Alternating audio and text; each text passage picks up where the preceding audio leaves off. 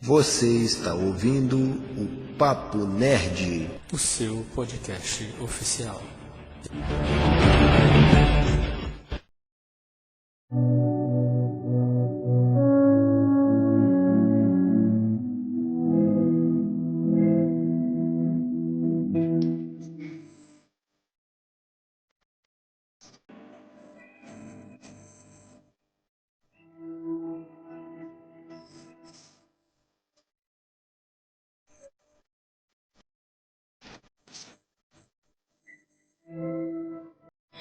I don't care at all.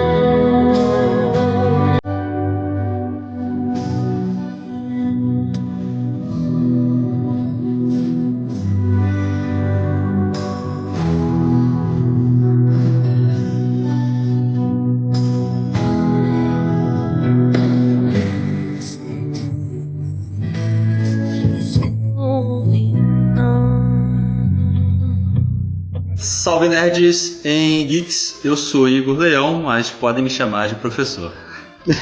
Caraca. Essa foi boa.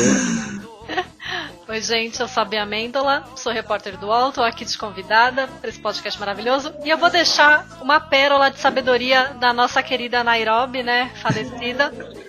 Para amar é preciso coragem. Ela estava certíssima, né? Tá, com certeza. Profundo. Fala galera, aqui é o TM e o meu nome de cidade seria Patópolis. Já pensou aí? Ia ser bem engraçado, né? Agora é a vez da Honda. De quem é a Honda agora? Do Patópolis. Vai lá. Do Patópolis. Vai quebrar o gelo toda hora, né? Mas aí você ia ter que falar com a voz do Pato Donald. Aí é Bem nerds, hoje aqui juntos, Thiago, Bia e eu, para conversarmos um pouco sobre La Casa de Papel, né? Essa série que foi um fenômeno na sua estreia, né? Por conta disso a Netflix comprou os direitos e fez mais 3 temporadas, e nós estamos aí na expectativa da última temporada, a 5ª temporada. Mas vamos falar aqui um pouquinho, né, conversar sobre a série, né, sobre todo o enredo, a trama, o que achamos, né, os pontos positivos e negativos. Vamos dar nota para essa série, enquanto esperamos ansiosamente para o encerramento de toda essa trama. Mas antes disso, Thiago, vamos passar lá no nosso mural. Isso aí, partiu mural.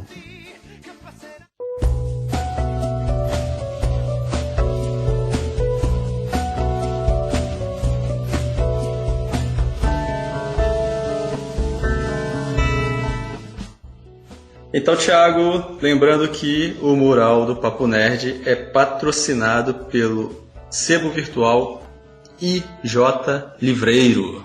Isso aí, o IJ Livreiro lá no Instagram. Você pode conferir o perfil dele lá e encontrar livros de todos os gêneros, novos e usados. E os preços são bem acessíveis, galera. É verdade, Thiago. Também pode encontrar kits, né, coleções de sagas, pode fazer sempre alguma encomenda, troca ou até mesmo vender os seus livros usados, né, que o sebo virtual ele compra, troca e vende.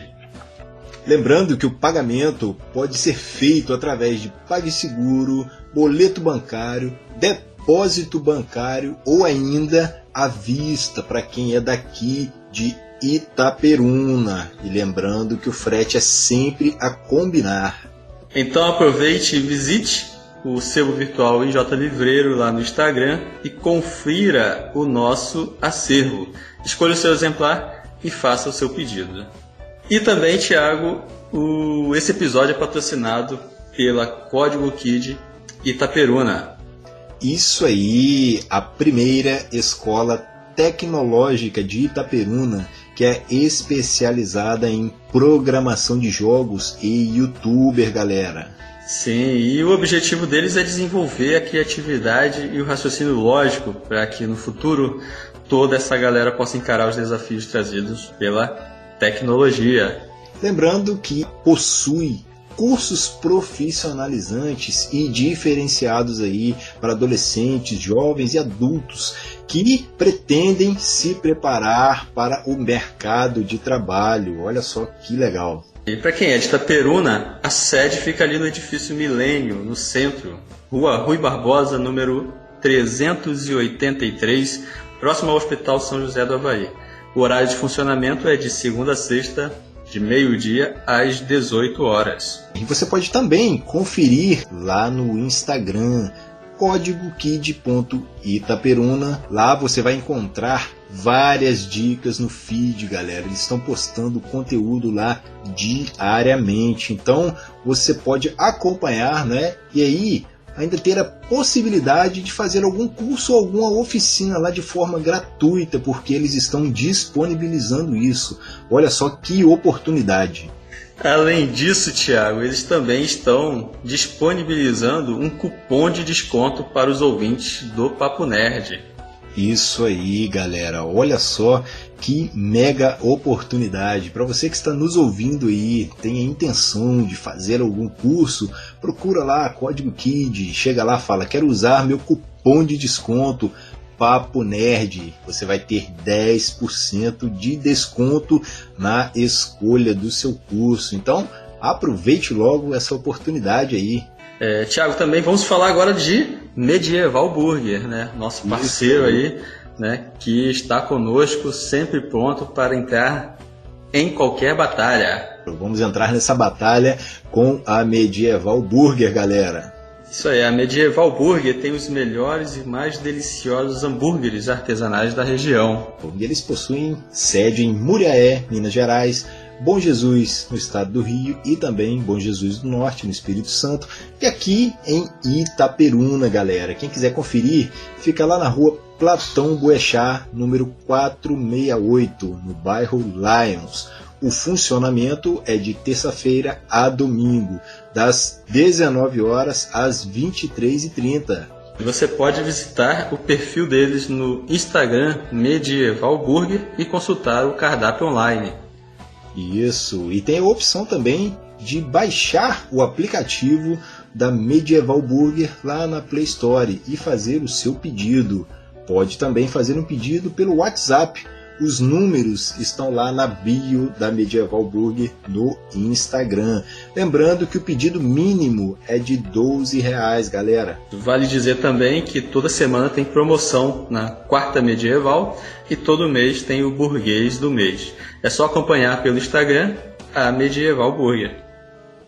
Isso aí, Medieval Burger conosco aí nessa jornada.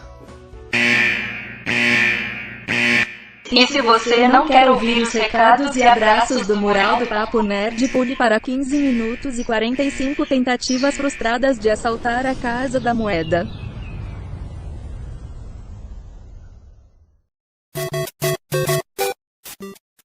Espaço dedicado aos padrinhos e madrinhas do projeto. Cristina Munaro.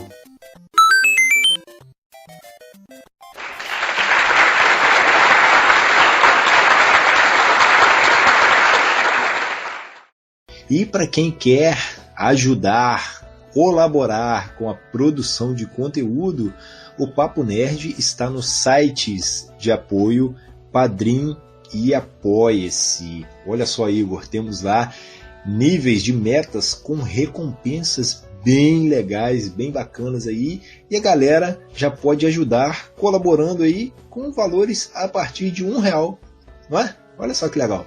Olha só que legal, né?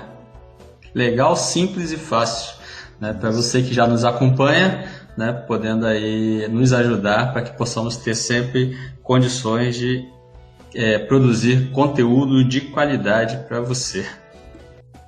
Thiago, então vamos para os abraços relacionados ao episódio da semana passada, né?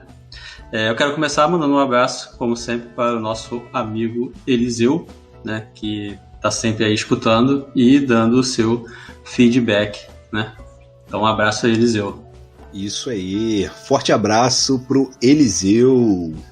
Abraço também para toda a galera lá da banda Bombshells.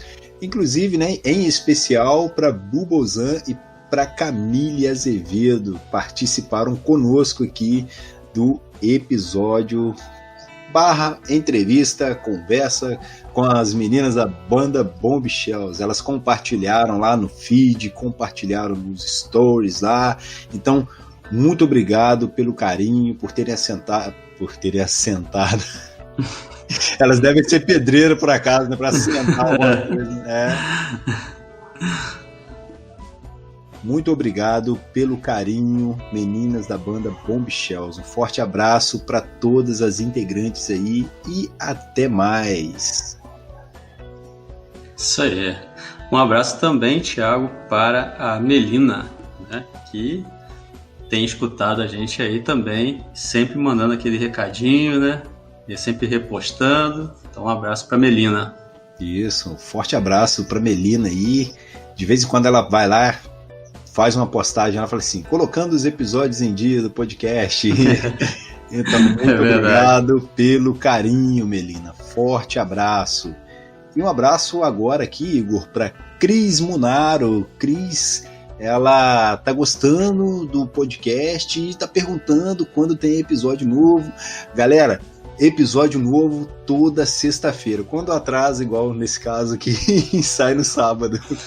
Quando atrasa um pouco, né? Acaba saindo no sábado. Mas o dia oficial é sexta-feira. Toda sexta-feira tem episódio do podcast do Papo Nerd. Muito obrigado, então, pelo carinho. Cris, tá aqui o seu abraço. Valeu! Show! Um abraço também, Thiago, para Priscila Tavares, né, lá de Manaus, que também está sempre aí ouvindo, repostando, compartilhando, né? Então, um grande abraço aí para ela. Isso, a Priscila tá toda semana com a gente aí, né, ouvindo, indicando, retweetando, tá compartilhando nos stories. Muito obrigado pelo carinho, Priscila, um forte abraço para você. E o próximo abraço vai para Cat, Igor, lá do Uma Universitária Cristã. A Cat tá ouvindo a gente sempre também, inclusive foi ela que fez a indicação do tema deste episódio, La Casa de Papel. A gente queria muito gravar sobre La Casa de Papel e a nossa querida ouvinte Cat foi lá e sugeriu o tema. Então é isso aí, galera. Pedimos aqui para que vocês façam sugestões, marquem o Papo Nerd Oficial e vão lá no direct, façam postagem, repostagem, façam sugestões aí de temas para que a gente possa pensar aqui, né, se a galera toda tá em dia, né? Se não tiver, a gente dá um jeito aqui, não é, Igor, de assistir e tenta fazer também para poder comentar sobre o que vocês querem ouvir aqui conosco no podcast do Papo Nerd. Então, forte abraço aí para você, Cat. Obrigado pelo carinho. Isso aí. E agora, Igor, notícia de última hora aqui. Nós queremos saber quais ouvintes nós temos, quantos ouvintes e em quais plataformas eles estão nos ouvindo. Então se liga aí, galera, não é sorteio, não é macumba, não é nada. Vocês vão fazer o seguinte, dá um print na tela no momento que você estiver ouvindo o podcast, na plataforma em que você estiver ouvindo, e marca o Papo Nerd lá no Instagram, pode ser no Twitter também. Marca a gente lá, queremos saber por onde vocês estão ouvindo a gente. E quem marcar a gente, Igor, vai receber um kit de marcadores do Papo Nerd, livro, caneta e café, IJ Livreiro e do Leitura Pop. Não é sorteio, galera. Se você fizer isso, marcou o Papo Nerd lá, a gente vai conferir. Vamos entrar em contato e vamos mandar marcadores literários aí para que vocês possam fazer as suas leituras e marcar ali o livro no momento que você estiver lendo. Não é sorteio, façam isso. Queremos saber quem nos ouve e por onde vocês nos ouvem. É isso aí, basta dar um print, né, na plataforma que você estiver usando enquanto estiver ouvindo o Papo Nerd e marcar a gente nas redes sociais, né? Instagram, Twitter, Facebook, né? Marca a gente lá e nós vamos entrar em contato com você para justamente enviar, né, esse kit de marcadores. Olha que beleza, né? Todo mundo gosta de marcador, né? Todo mundo gosta. Então, tá aí. É um bônus extra que o Papo Nerd está oferecendo para os seus ouvintes. Isso aí, galera. Então é muito importante. Vocês só vão ficar sabendo dessa informação ouvindo o podcast. Então fique atento, né? Siga essas regras aí, a gente vai entrar em contato e mandar um kit de marcadores bem da hora para vocês. Show de bola. Sem mais recados, né, Thiago? Sem mais abraços. Então vamos para o episódio, porque a Bia Amêndola tá lá esperando a gente. Isso aí, partiu! Partiu então.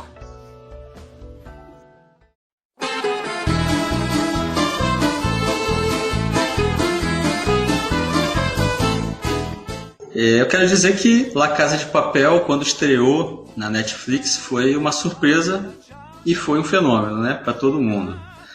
A princípio eu assisti achando que fosse meio que aquela novela mexicana, sabe? Seria uma série assim meio... muito estilo de novela mexicana, mas confesso que realmente as 2 primeiras temporadas foram muito legais, né? Toda a trama, todo o enredo, os personagens, uma mistura de drama, comédia, ação, né? Aventura, romance, tudo ali junto e misturado num caldeirão, né? E o que mais chamou a atenção foi o fato de os espectadores, né, aderirem à causa dos assaltantes, que a princípio seriam os grandes vilões da série, né? E aí nós fomos envolvidos por essa trama e acabamos nos apaixonando tanto que a Netflix custeou mais 3 temporadas, né? E aí, o que vocês acharam? O que vocês acham de La Casa de Papel, né? Vocês gostam, não gostam? O que vocês acharam lá das 2 primeiras temporadas, que são as temporadas originais mesmo, né? Que iniciou todo esse fenômeno, para depois a gente falar das 3 últimas temporadas. Eu acho que La Casa de Papel deu muito certo, porque os personagens são muito carismáticos, né? O bando do professor, tudo bem que tem, às vezes você não aguenta mais a Tóquio, às vezes você fica ali com um pouco de raiva. O Berlim também, no começo, é meio difícil, né? Porque ele é muito bruto. Mas todos são muito carismáticos e funciona muito bem a química entre eles. Então, isso ajuda, né, a tornar a história... Você quer acompanhar aquela história, faz você querer ver. E também as viradas, né? A história é uma virada a cada, 15 minutos. São muitas reviravoltas, né? Algumas até bem mirabolantes, né? Que você não pensaria, porque sempre... agora, né, já era, a polícia vai pegar eles, mas aí vem o professor e... Não, veja bem, eu pensei nisso. E, quando eu comecei a ver, lá em 2017, né, que... foi 2017, né, que estreou, veio aquele boca a boca. Eu comecei a ver, eu também não tava dando muita coisa, mas aí eu comecei a ver e eu não conseguia parar. Porque é isso, ele vai te fisgando muito, né? E eu acho sensacional como a série conseguiu, né, essa projeção toda. Foi o grande fenômeno, acho que a gente teve internacional. Internacional não, né? O grande fenômeno espanhol, em língua não inglesa, né? De uma série ali, fruto do algoritmo mesmo da Netflix. Porque começou no boca a boca, não era nem uma série original Netflix, né? Era uma série espanhola, de um canal espanhol, a Netflix comprou, era uma minissérie na verdade, eles colocaram lá e de repente todo mundo tava falando. Foi uma coisa muito orgânica, né? Porque não é necessariamente porque a Netflix te sugere ali na primeira página pelo seu algoritmo que você vai ver. Só que deu certo, muita gente começou a ver, vamos ver o que é isso, e se tornou um fenômeno. Eu acho isso incrível. E eu acho muito, muito legal que tenha acontecido isso com uma série de língua espanhola, que às vezes é isso, a gente pode ter um preconceito, achar que, será que é meio novelão? É verdade. Porque são histórias diferentes, né? Acho que isso é muito legal. Fiquei muito feliz de ver esse fenômeno e me fisgou bastante, apesar de eu ser reticente com as temporadas mais recentes, mas a gente vai falar disso depois. Então, é justamente isso, cara. É fenômeno, né? A palavra eu acho que é adequada para poder explicar o que aconteceu. Eu, quando parei para assistir, lá no início mesmo de 2017, final do ano, vi que muitas pessoas estavam falando dessa série no Twitter. Eu falei, poxa, eu vou assistir, vou dar um crédito. E aí, sim, comecei meio que, pô, isso aí tá com cara de novela, realmente, cara, né? O primeiro impacto que você tem é assim, pô, isso aí tá parecendo uma novela, cara. Vou encarar, vou assistir. E o primeiro episódio, cara, assim como os demais, né? Mas ele já serve para poder te prender de uma tal maneira que, assim, é impressionante. A própria narrativa, né? Com os flashbacks deles estudando, né? Se aprontando ali no plano para poder cometer esse assalto, e a própria ação em si, né? Fica indo e voltando. Então é isso aí que deixa a gente fisgado, assim como a Bia falou aí. Eu não costumo muito assistir série policial, assim, eu gosto muito de ação, filmes de ação, séries também assim, que tem mais ação, eu curto bastante, mas com essa pegada de La Casa de Papel, que é drama, é suspense, tem ali também o romance, né? A gente vê que tem. E com essas viradas aí, cara, é impressionante. Você fica sempre assim, com o pé atrás. Fala, caraca, isso vai dar muito ruim, vai dar muito errado agora. E de repente o professor tira o resultado assim da cartola. E aí você fica, puta merda, o cara já tinha pensado nisso antes. Então, assim, é simplesmente genial, cara. A criatividade para eles fazerem isso é genial. Eu acho que é o ponto crucial aí onde faz os fãs, né, os espectadores ficarem do lado dos assaltantes. Tá falando, não, pô, vou torcer para esses caras aqui cometerem esse assalto e sair de lá com dinheiro, porque tá muito bom. Então, é isso, cara. A série prende, cara. A série te prende mesmo, realmente. Para quem gosta do gênero, a série é ótima, é muito boa. É verdade. É lógico que a série ela já mostra de cara que a intenção de fazer o assalto é se tornar ao mesmo tempo herói do povo, né? Isso. Porque como o professor diz, nós não vamos roubar o dinheiro do povo, vamos fabricar o próprio dinheiro. O nosso, então, né? Não tá tomando de ninguém. Isso aí, não tá tomando de ninguém. Mas realmente a narrativa, né? A forma como é apresentada, primeiro que quem conta toda a história é a Toque.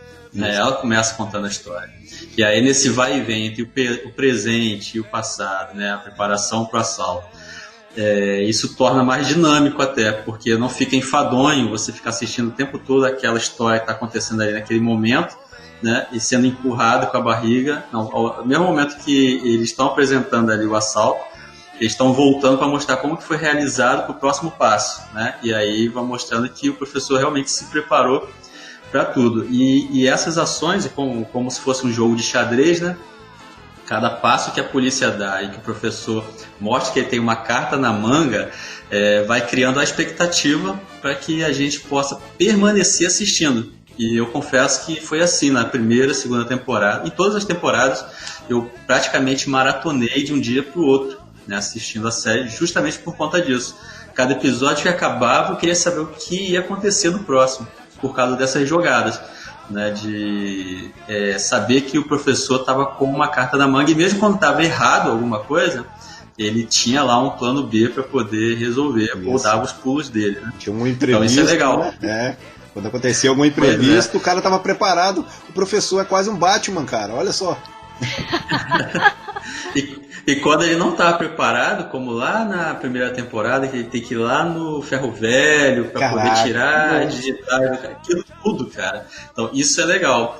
É lógico que a princípio eu fiquei realmente com tive um pouco de preconceito por conta do que a gente já falou outras vezes em outros episódios. Quando não é uma série americana ou sei lá, britânica, que a gente já está acostumado a assistir, a gente sempre fica com o pé atrás, como aconteceu com Dark, né? Eu assisti, fui surpreendido, porque era uma série alemã, eu falei, nunca vi nada alemão, então acho que vai ser ruim. E fomos surpreendidos. A mesma coisa aconteceu com a série La Casa de Papel. O interessante é que eu estava vendo um documentário, umas entrevistas, reportagens com o pessoal do elenco, da direção, e eles falando que como que mudou a vida deles quando eles foram para a Netflix. Porque foi feito para um canal, né, lá da Espanha, Antena 3, e teve lá um sucesso, mas nem tanto, né, nem tanto. E quando a Netflix comprou os direitos, e mesmo sem divulgação, sem aquele marketing todo, apenas jogou lá, né, na plataforma e estourou, a vida deles mudou, né, porque eles se tornaram de atores de um país, nacionais, conhecidos só ali dentro, ganharam fama mundialmente, onde eles andam, né? É uma loucura de fãs, fazendo evento pelo mundo todo, principalmente a América Latina, né? Que fala castelhano, espanhol, então eles estão sempre por aqui. E a vida deles realmente mudou, até na estrutura da série, porque eu lembro que o diretor, Alex Pina, ele falando que quando a Netflix comprou e propôs fazer mais algumas temporadas, e eles perceberam que eles tinham dinheiro agora para poder investir na série e fazer muito melhor. Sim. Porque lá na primeira temporada eles têm algumas cenas que é CGI, né?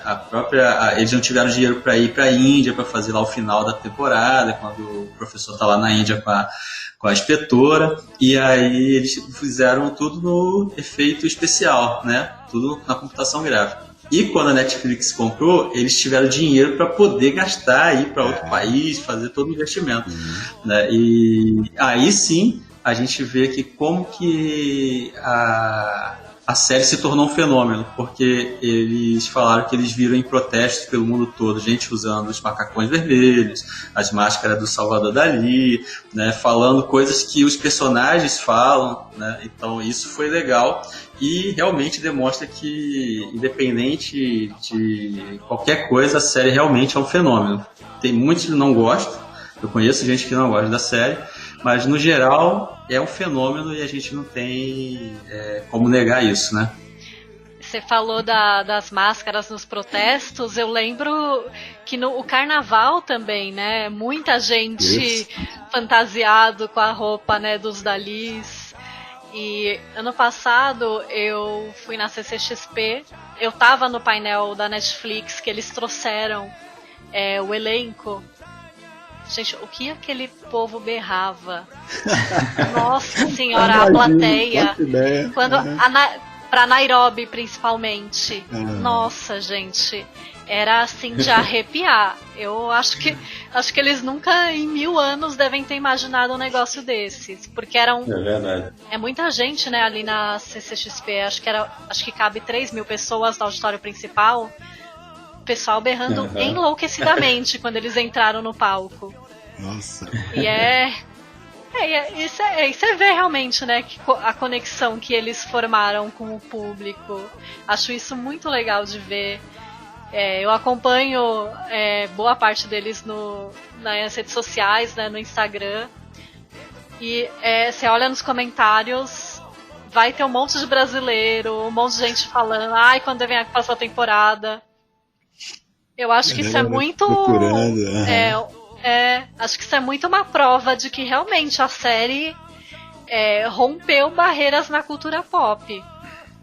É verdade. Eu lembro que o Denver, numa reportagem, ele falou assim, que quando eles fizeram La Casa de Papel lá na Espanha, que estreou lá, ele tinha, sei lá, uns 5.000, 10.000 seguidores, e de repente, quando estreou na Netflix, foi para milhões de seguidores, a rede social, assim, de um dia para o outro. Ele falou assim, o que está acontecendo? Né? Para ver como é que a repercussão foi tão grande, né? E eles realmente são muito carismáticos, né? A gente tem ali alguns personagens que ficam ali pela beirada, que não aparece tanto, mas aí o núcleo principal ali, eles são muito carismáticos, né? E isso faz com que realmente as pessoas gostem mais ainda, além dos personagens, dos próprios atores, né? Isso, os atores, cara, eles são realmente isso aí, são carismáticos. E nesse documentário aí, você falou, tem uma parte lá que eles falam que num determinado local, no momento lá, eles precisavam gravar uma cena para uma próxima temporada, só que a galera, os fãs chegaram tanto, assim, muita gente chegando perto, querendo tirar selfie, eles tiveram que abandonar a gravação no dia.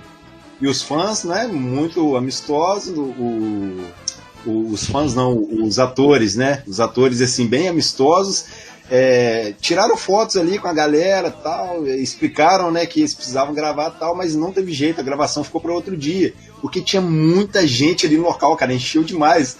Então, assim, é coisa que eu acho que eles não imaginariam, né, essa repercussão toda. Agora, indo pros personagens, vocês falaram aí que tem uns ali que ficam ali meio pela beirada ali. A gente vê, cara, que o destaque maior ali fica meio que uma panelinha, né? A gente tem ali a Tóquio, o Rio, entendeu? O professor. Aí, mais lá pra trás, lá, o que eu acho que o cara não falou nada na primeira temporada, lá, o Oslo, não tem? O Oslo.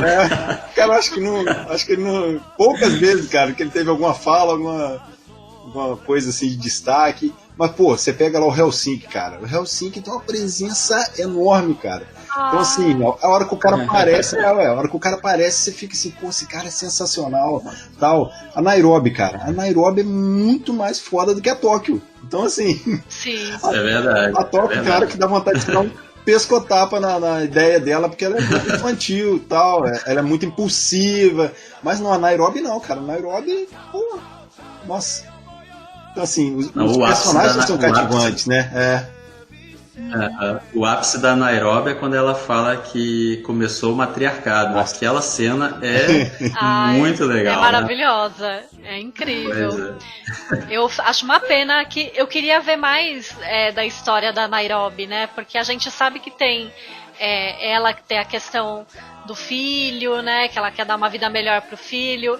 Mas eu achei que a série não fez muita justiça nesse ponto de mostrar mais da vida dela. Eu achei que, apesar de ela ter tido agora um grande protagonismo na parte 4, eu senti que faltou um pouco dessa profundidade dela que outros personagens têm, mas eu acho que dela acabou não tendo tanto. Eu também acho, até porque pelo fato dela ter ganho muito destaque, né, acaba que a gente se interessa muito mais pela história e aí às vezes frustra um pouco por você não ter esse aprofundamento do personagem, né, da própria história dela, levando em consideração que quem conta a história é a Tóquio, né?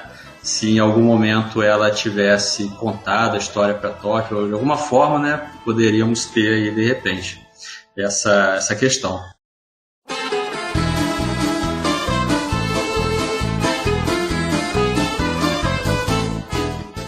Agora, sobre todo o enredo, toda a trama da primeira e segunda temporada, principalmente, quando o professor apresenta, seleciona eles, né, convoca eles e apresenta o plano do assalto à Casa da Moeda, o que vocês acharam dessa trama em si? Porque a gente sabe que é muito mirabolante, né, assaltar a Casa da Moeda, um lugar super seguro em qualquer país, né, ainda fabricar, né, o próprio dinheiro. Mas o que vocês acharam da história em si, pelo fato de reunir ali pessoas diferentes, mas cada um com uma função, né? A própria Nairobi, que era responsável porque ela era uma falsificadora, né? Então ela era responsável do controle de qualidade, né? Sem contar que a gente tem um personagem ali que é muito, muito caricato e muito engraçado, que é o... esqueci o nome dele.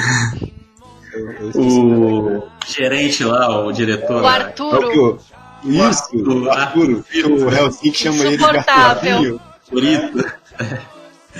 Então, esse cara é sensacional. Eu gosto muito dele. Ele é um alívio cômico, né? Ele e o Denver, cara, são assim, as comédias da série. Então, o que vocês acharam da trama em si, pra gente poder depois comparar com a segunda parte da série? Né, que eu tenho algumas coisas para falar sobre a segunda parte em relação à primeira. Mas o que vocês acharam dessa trama inicial? Você diz da série original, né? As 2 primeiras temporadas. Eu gosto bastante. Eu acho que é bem mirabolante. Você precisa, né, ter uma suspensão da descrença ali em vários momentos. Mas eu acho que é muito fácil de você embarcar. Porque a série te envolve de uma forma que... claro que o professor tá lá no carro, em si, balançando no guindaste, e ele tá ligando e deu tudo certo. Você acredita nisso. A história, o carisma dos personagens, a forma como a história é contada, vai tudo se encaixando.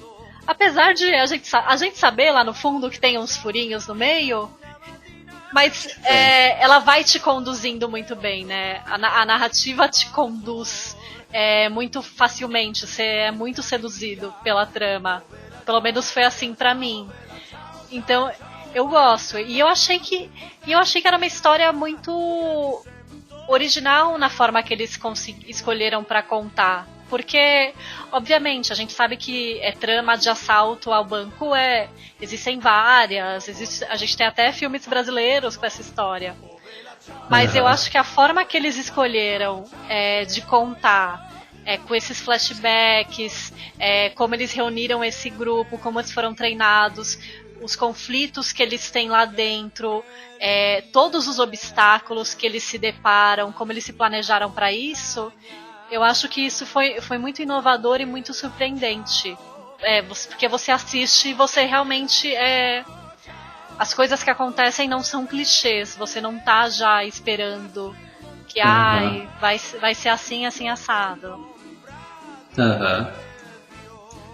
Como é que foi pra vocês? Simplesmente genial, né? É de uma forma assim, lapidada, que eu posso dizer. Porque o que você tem ali é assim, vamos dizer, um assalto, né? Vai acontecer um assalto, então é meio que uma prerrogativa. Eles vão conseguir esse assalto de alguma forma, né? Isso já deixa a gente assim, meio que na expectativa. Só que o fato de ter um professor que determina ali no grupo que ninguém pode ter relação, ninguém pode saber o nome de ninguém, vocês vão usar nomes de cidades, isso aí já é uma coisa assim que tira a gente do... Fala, opa, então o cara tá levando a coisa ali a sério mesmo. A gente sabe o que acontece ali, acontecem os furos ali, as relações ali, mas faz parte, né? Só que o simples fato do professor ter um código de conduta ali, sei lá, ético, moral, alguma coisa assim, fala, gente, a gente vai lá, vamos fazer esse assalto, vamos fabricar o nosso dinheiro para não pegar dinheiro de ninguém, não pode matar, não pode ter sangue, não quero que aconteça nada disso. Então, assim, são coisas que já estão assim calculadas, né, pré-calculadas lá atrás. Então, a partir do momento que você vai dar o primeiro passo, meio que já tem todo o plano ali feito, tudo pronto, inclusive esses planos que a gente poderia chamar de planos B, né, para algum imprevisto aí.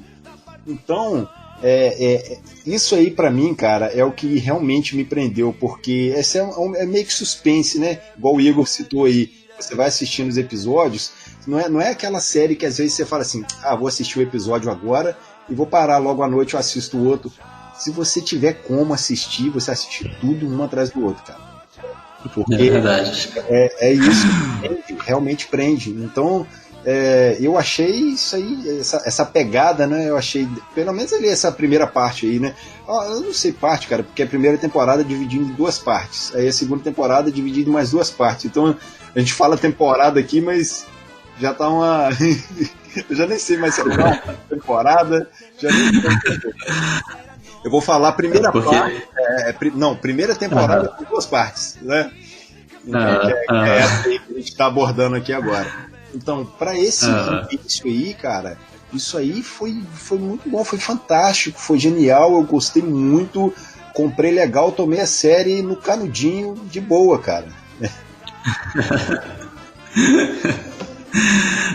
A primeira parte, né, a primeira temporada, né, que a Netflix separou, dividiu em 2, pelo que eu pesquisei, ela na verdade passou de uma vez só na TV espanhola. Eles deram um break também. Um hiatozinho, né? Eles deram um hiatozinho também. Tá. Então, mas a Netflix, assim, eu não sei se corresponde, de repente vocês podem me corrigir, que a Netflix diminuiu o tempo de alguns episódios para dar mais episódios, né? E aí sim dividir e ficar em, acho que 16 episódios, se não me engano, 18, não lembro exatamente.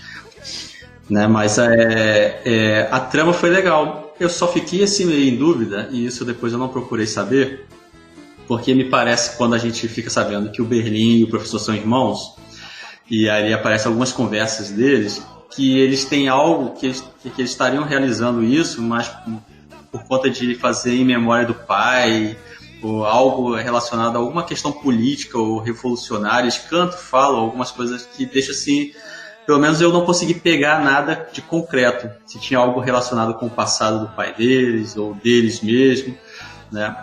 Lógico que nessa segunda parte, essas 2 últimas temporadas, a terceira e a quarta, a gente fica sabendo um pouco que o plano original era outro, né? E por conta lá das brigas que eles tiveram, o professor acabou adaptando, né, o plano do assalto para Casa da Moeda. Mas nessa primeira parte ali, eu acho que ficou meio no alto essa questão de ter alguma coisa a ver com o pai, ou eles estarem fazendo em tributo, ou por conta da memória do pai. Eu não sei se eu me perdi ou se eu viajei nisso, mas eu acho que ficou alguma coisa assim no ar. Não sei se vocês lembram algo relacionado a isso. É que o plano, ele fala que o plano era do pai, né? O plano do assalto à Casa da Moeda. Mas eu acho que realmente ele não chega a se aprofundar muito nessa questão. Eu lembro deles falando que o plano era do pai e que o professor fala que no fim da vida o pai sofreu muito, né? Ou ele morreu. Eu não lembro agora como ele morreu. Também ficou muito no alto, assim. Eu não sei se tinha algo relacionado ao pai deles. Não, tinha relação, sim. Tinha relação. Tinha, né?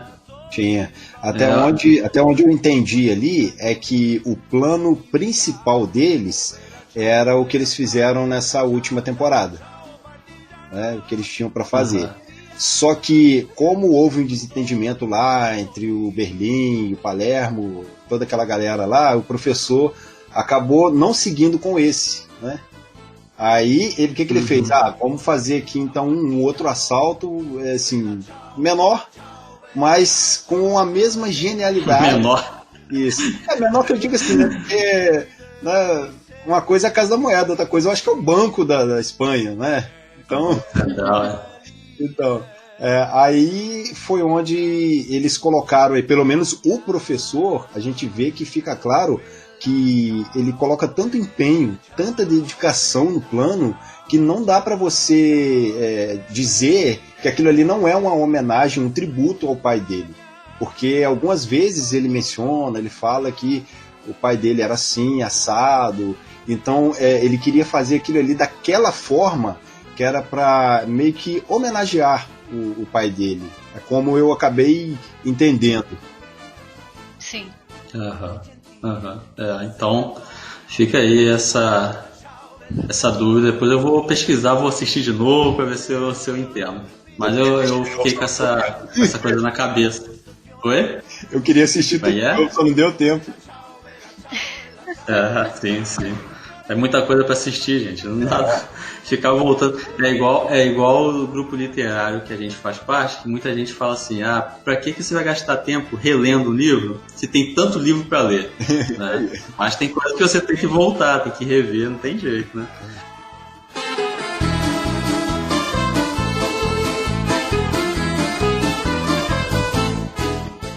Eu gostei muito da trama principal, acho que ela foi bem melhor nessas 2 primeiras temporadas do que na segunda, porque eu acho que a segunda temporada ela meio que repetiu, né, ali o enredo, né, com algumas pequenas mudanças, adaptações, até mesmo pelo fato de trazer o Berlim de volta, porque o pessoal estava pedindo, né, através de flashback.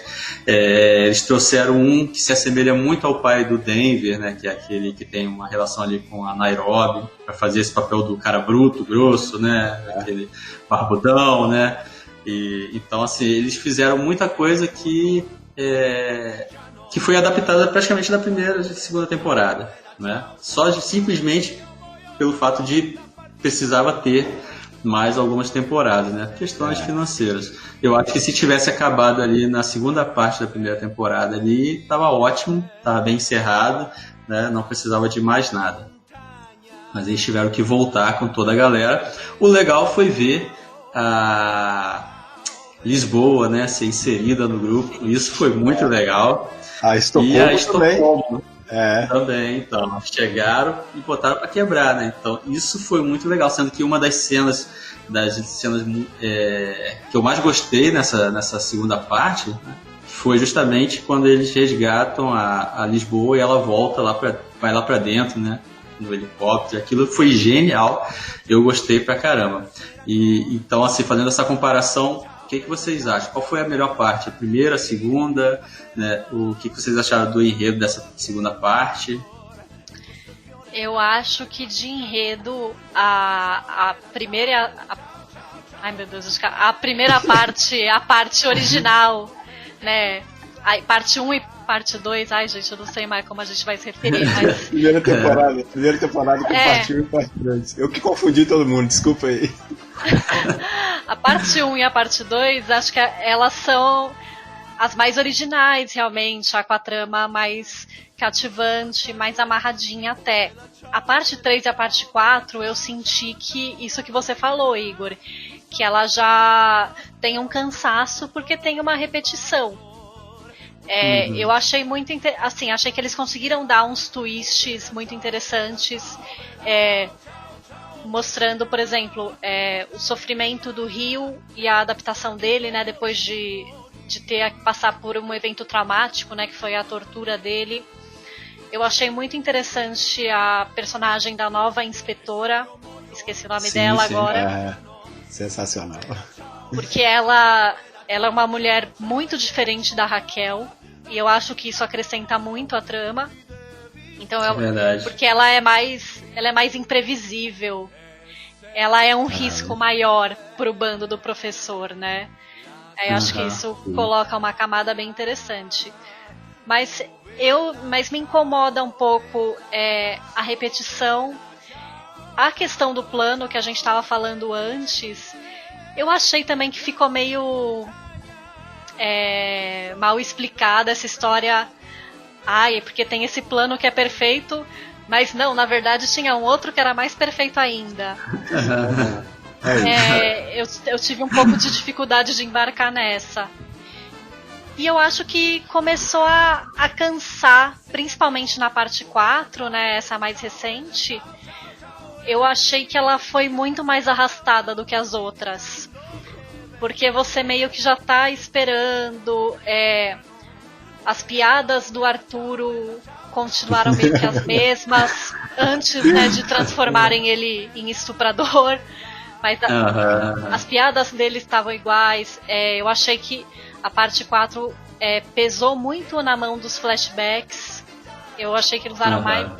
Então, eu achei que eles ficam meio que dando volta ali em cima da trama, fica ali muitos episódios para resolver a questão do Gandia. E eu senti que não tinha tanta trama assim. E aí você chega naquele último episódio, termina naquele gancho, você fala: ai meu Jesus Cristo, eu vou ter que ver mais uma temporada inteira.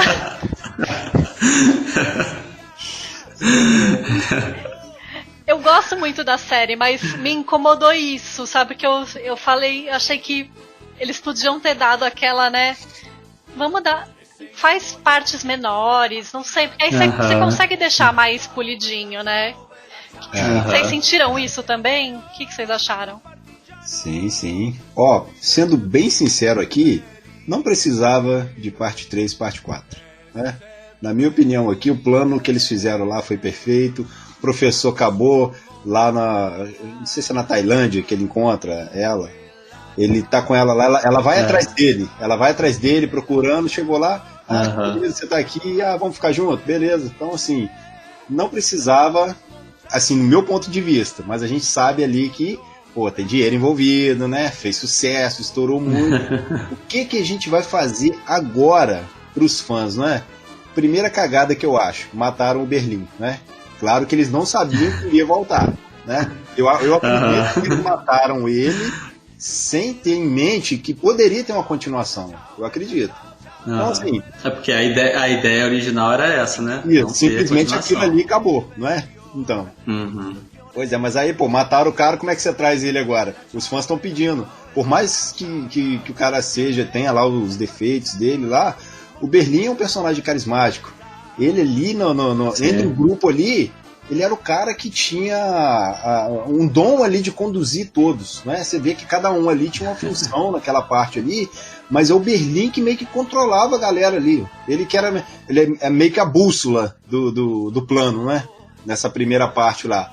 Então, assim, o cara teve uma morte no final ali, uma espécie de redenção e tal, fechou ali a história dele, mas agora, como é que traz o cara? Vão trazer ele em flashback, né? Então, essa jogada aí de inserir um novo plano que era o primeiro plano original, na verdade, então, assim, é meio que o coelho da cartola que eles tiraram. Eu achei legal, porque eles não podiam simplesmente, vamos roubar outro lugar, né? Então, aí, por que acontece também o peso maior de tudo ali é que a Tóquio, ela foi muito infantil. A Tóquio, ela pirou o cabeção, né? Tudo aconteceu porque ela quis sair de lá, tava sei lá, tava monótono pra ela. Então ela falou, a minha vida não é assim, eu preciso curtir mais, não sei o que lá. Aí aconteceu o que aconteceu. Mas isso aí, né, foi simplesmente para dar origem ao início de um novo assalto, vamos dizer assim. Aí acontece toda aquela reviravolta lá, o Rio é sequestrado, como é que a gente vai fazer para ajudar o Rio, né? Então, aqui no Cine chamou atenção, que é o professor chegando com dirigíveis, cara, soltando dinheiro pra todo mundo. E depois ele meio que hackeia aqueles telões assim, e aí começa a falar naquela mensagem lá, tal, fazendo aquele discurso, e aí no final ele tira a máscara. Eu falei, caraca, nossa. Então, assim, a parte 2 acaba prendendo a gente também, por mais que ela tenha ali muitas repetições, ela tem umas viradas interessantes ali, né? Tem muita coisa boa, tem novos personagens, assim como a Bia falou, né? Aquela inspetora lá é o cão chupando manga. Gostei muito dela. É uma bomba relógio, cara. Ela é uma bomba relógio. Então isso aí parece que realmente deu um gás ali na trama. E aí, pra mim, realmente você sente ali que, principalmente na parte 4, a trama ela vai meio que se arrastando um pouco, né? Até por conta de como tá indo ali a história, o final de tudo, ali, pra onde tudo tá se encaminhando. Só que é aquilo, né, cara? Não é perfeito, tem uns furos ali e tal, mas ainda pra gente que gosta da série, né? Gostamos da primeira parte, da primeira temporada, até eu tô me enrolando aqui, ó. Pra gente que gostou, a gente acaba comprando ali a ideia, né? Então muito bom você ter que ver o professor lidar com outros, com novos personagens ali na turma dele, que a gente tem lá o Marcélia, se não me engano. É um personagem também interessante, cara. Eu gostei muito dele. E toda essa virada, tem a questão aí de que a Lisboa agora está no grupo, a Estocolmo também, então ele tem uma nova família para ele cuidar. Então, assim, é tudo muito novo, mas não é perfeito, né? A primeira realmente é melhor. Eu acho que eles usaram a mesma receita, né? Com uma pitada de ingrediente diferente ali. Queriam permanecer no mesmo estilo, foi o que agradou o público, porém o enredo não mudou tanto, né? A trama permaneceu a mesma, com algumas pequenas adaptações. A Tóquio tinha que ser a responsável, porque ela é quem conta a história, não é? Então tinha que ser a responsável para que tudo começasse, para que partisse do ponto de vista dela, né? Então isso foi interessante. Mas nós tivemos ali, por exemplo, a Lisboa que foi presa e foi resgatada. O que acontece com a Tóquio lá na primeira parte. Ela também é presa e volta, né? Consegue, volta. Nós temos ali o próprio Marcélia, que faz o papel do esqueci o nome do pai do Berlim, não é? Faz a mesma função praticamente. né? Nós temos ali esse final, Palermo, não. Né, da quarta. Acho que é Palermo. Não. O Palermo ele assume a responsabilidade de conduzir o pessoal no lugar do Berlim. Ah, sim. Não sim. é? Aí tem lá o Barbudo que se relaciona lá com a Nairobi, que eu acho que é o Marcelo mesmo. Não, ele não é o Marcelo, não, cara. É o Bogotá. É o Bogotá.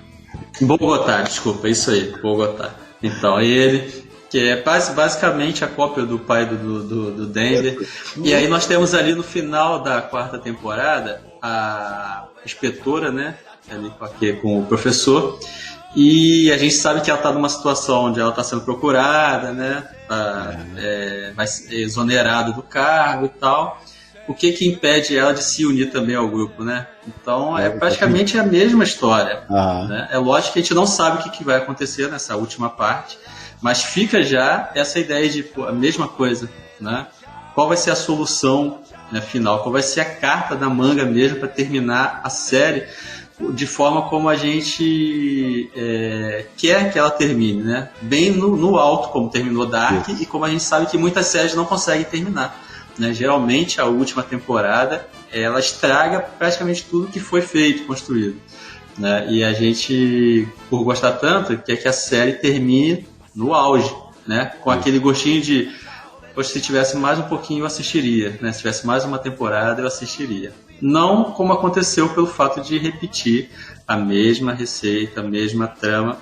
Nisso eu acho que faltou um pouco de criatividade, né? Mas é o dinheiro que conta, né? Agora, deixa eu perguntar para vocês, qual o personagem principal? O personagem que vocês mais gostaram, né? Mais de um, mais de dois, não tem problema. Qual o personagem que vocês mais gostaram ali? Ai, meu Deus.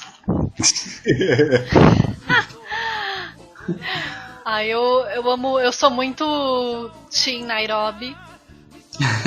Gosto muito dela. Acho que ela é uma personagem, né, com uma história incrível, que poderia ter sido mais trabalhada, mas, né, acho que a atriz que faz ela, a Alba Flores, é muito carismática. E acho que realmente ela conseguiu criar uma personagem memorável. Porque não tem uma pessoa que assista essa série e não lembre dela falando "Empieza o matriarcado". Professor, aqui é a Nairobi. O Berlim está sem condições. Então, a partir de agora, eu estou no comando. Que comece o matriarcado. Tem ninguém. Momento marcante. É muito marcante. Mas e nessas últimas partes o Bogotá me surpreendeu muito.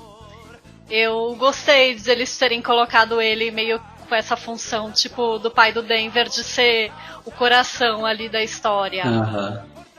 E eu gosto muito do professor também.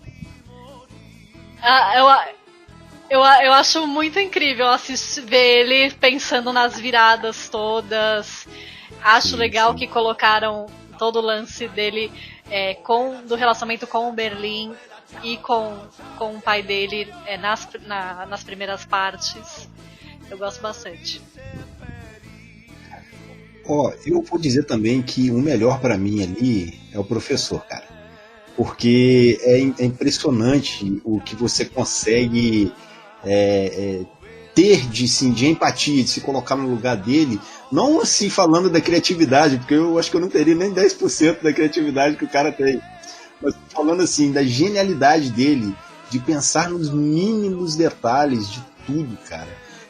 Antes de você dar um plano, você já tem que, por exemplo, assim, você dá um passo para trás, 2 para trás para dar um passo para frente.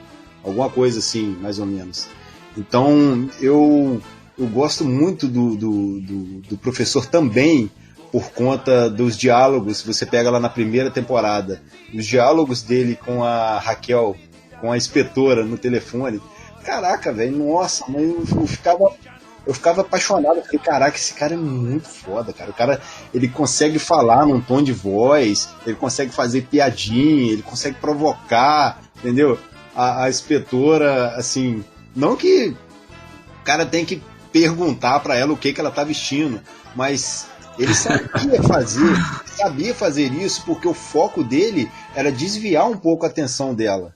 Então eu acho que aquilo ali, para ele fazer daquele jeito, eu acho que o cara, nossa, é sensacional. A criatividade dele ao ponto de dele acabar se afeiçoando pela inspetora, acabar gostando dela.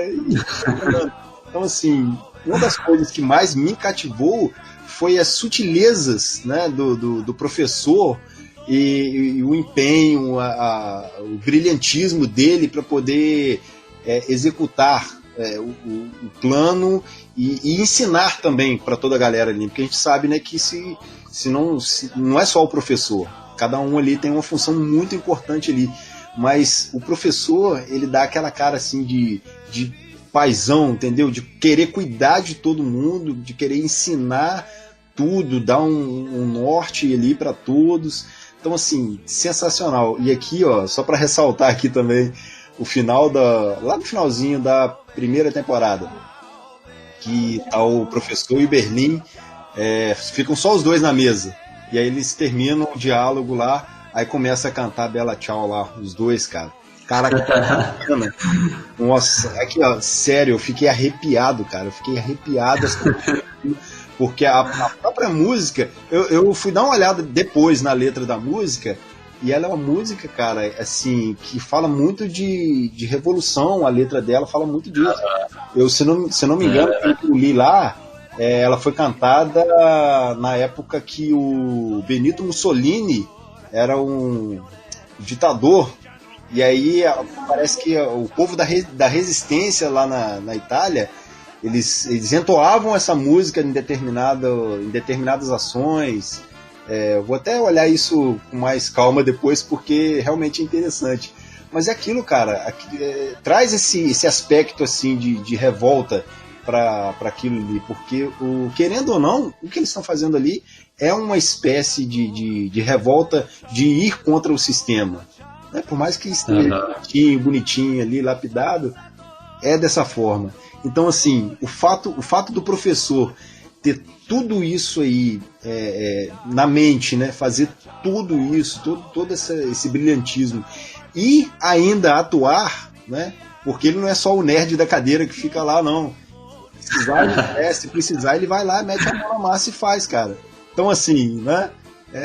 Professor, cara, pra mim, melhor. Eu vou ser sincero com vocês, eu gostei mais do monge Neymar, que apareceu lá. Você tá de brincadeira. O pai tá on. O que foi aquilo, gente? O pai tá on. O que foi aquilo, né? Confesso que não precisava. Não, desnecessário, cara. Nada contra. Dá pra entender. Mas, tipo assim, né? E você viu que taparam ele todo lá, porque o cara é cheio de tatuagem, né? Parecia quase que só a cara dele, assim, né? Eu confesso que os meus personagens favoritos são o professor, né? Sem dúvida nenhuma, pelo fato dele ser a mente brilhante ali, né? E pela forma como ele, sendo o mentor do assalto e tal, mas ele ser o cara educado, o cara que fala bem, o cara inteligente, né? E ele ter o cuidado, né, de zelar por cada um que está ali dentro, né? Cometendo a ação que ele pensou, né? Então isso é bem legal. Ele não contava com o fato de se apaixonar pela inspetora, né? Isso aí foi um acidente de percurso, mas ele conseguiu se sair bem. E a Nairobi realmente é fantástica. A personagem dela cativa a gente de tal forma que realmente, talvez, se tivesse um pouco mais da história dela, seria muito bom poder conhecer. Sem contar que o fato, a forma como ela é morta, né? Aquilo é triste, né? Pra gente que gosta da personagem, é bem triste, porque mexeu com algo que não tem nada a ver com o assalto, né? É algo privado, particular, a vida dela ali com o filho dela, e a inspetora dessa segunda parte, ela consegue usar isso como trunfo, né? E acaba com a morte da Nairobi. Mas ela é uma personagem sensacional, a atriz super carismática mesmo, né? Então são os meus personagens favoritos. Os que eu não gosto, de cara, são a Tóquio e o Ryu. Não gosto deles, não simpatizo, né? Embora ela conte a história, não sei, não tenho empatia por eles. Gosto do Denver, da Storm, mas eles ficam lá no final da fila mesmo, né? Não tenho simpatia nenhuma, infelizmente. Não sei nem porquê, né? Agora, para falar de uma teoria, eu vi uma teoria na internet dizendo que a história toda é contada pela... Eu ouvi isso na primeira parte, né? Quando teve a primeira parte, as 2 temporadas ali. E que a Tóquio conta a história, mas ela conta toda a história, mas no final ela estaria lá presa, contando para alguém, né? Como que ela foi parar ali. Eu li sobre isso também. Se fosse assim, seria até legal, né? Até legal, mas hoje, como já está tão assim, divulgada como teoria, já perde a graça. No princípio, eu achei que seria bem legal, seria um desfecho legal para a história, né? Já que é ela que conta toda a aventura ali, não é mesmo? Tem a teoria, tem uma variação dessa teoria de que na verdade estão todos mortos e só a Tóquio sobreviveu. Sim. Tem essa variação. Eu acho que não vai morrer gente, mas eu acho que não vai morrer todo mundo. Sim. Pô, assim, também acho que não. Ao ponto de todo mundo pra só sobreviver ela e ela contar a história, eu acho que, assim, sei lá, mata uns 4, 5 ali, né? E aí manda fora e aí ela conta ela contando a história. Eu acho que seria até justo. Agora, todo mundo morrer e só ela contando a história ali, cara, sei lá, eu não sei se seria um final agradável ou não. Também seria um final muito triste até por sinal, né? Seria muito triste. Mas... vai que ela tá escrevendo um livro de memórias. Que bacana. Mais velha, né? Uns anos depois. Meu atraco. Seria interessante, né? Seria interessante. E hoje, como tá tão na moda filme virar livro, né? Ou série virar livro, tá aí. Depois eles publicam um livro e a gente vai ler a história. Não é mesmo? Agora, pra gente ir caminhando pro encerramento, que nota vocês dão pra série como um todo, até agora? Das 4 partes que foram apresentadas para o grande público, que nota vocês dariam? Eu vou dar de 0 a 5. De 0 a 5. Eu vou dar um 3 ali redondinho, porque eu acho que pecou ali na parte 3, na parte 4, mas também não é ruim. É uma série boa que está ali, ok, mas podia ser melhor.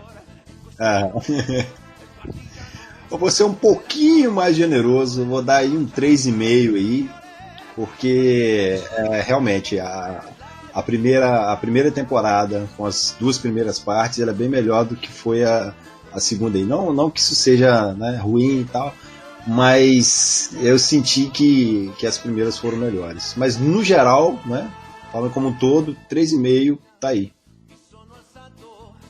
Muito bom, né? Eu vou ficar aí com 3, porque eu não gosto de notas cortadas e fracionadas, então vai ficar um 3 redondo também, né? Embora eu goste muito da série, mas assim, com o senso crítico, né, e com a análise das 2 partes, realmente ela peca um pouco e deixa a desejar. Fica para uma boa diversão, né? Para passar o tempo, bem legal.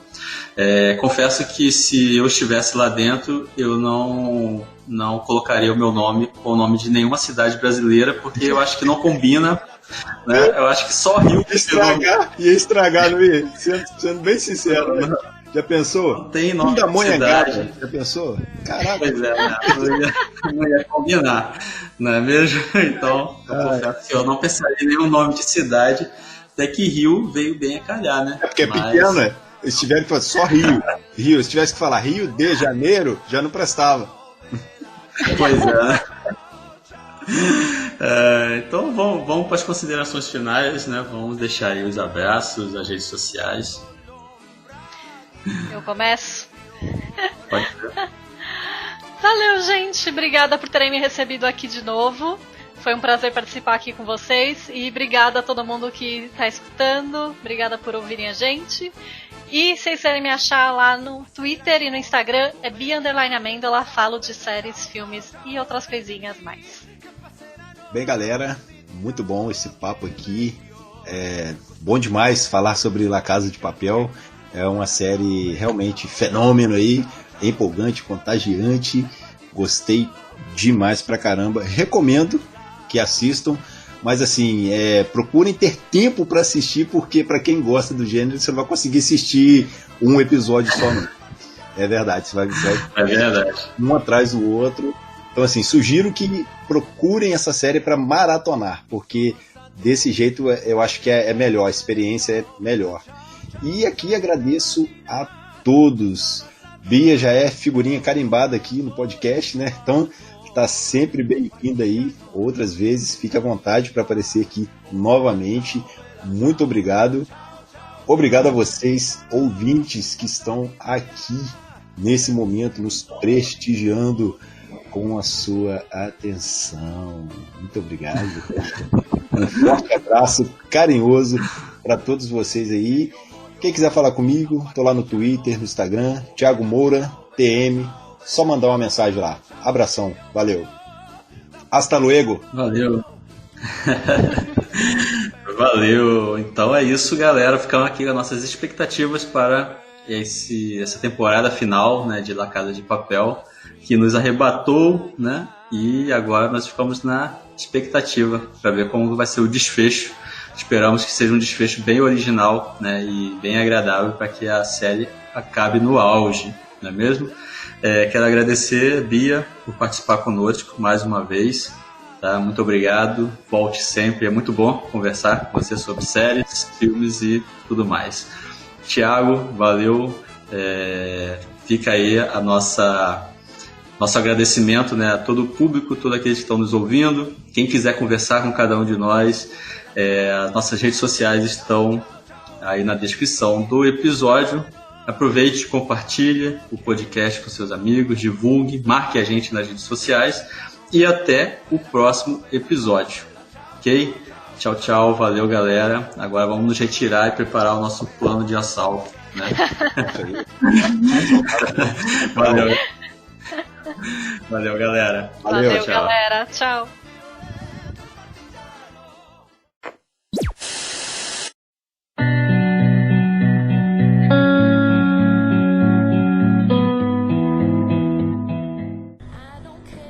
Este podcast foi editado por Livro, Caneta e Café. Lost my time, my life is gone in